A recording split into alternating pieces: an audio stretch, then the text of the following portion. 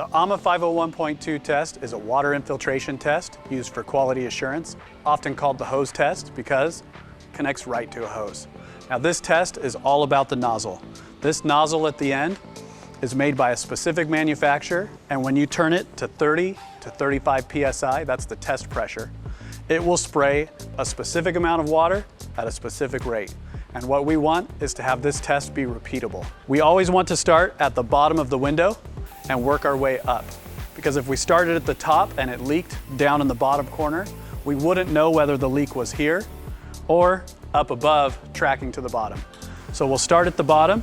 We need to be 12 inches away, and we're going to move at 1 minute per foot.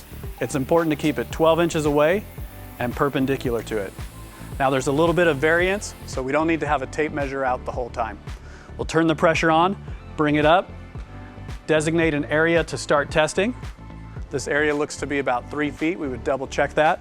This is a two-man job, so there will be a person on the inside looking for leaks and timing and directing the test.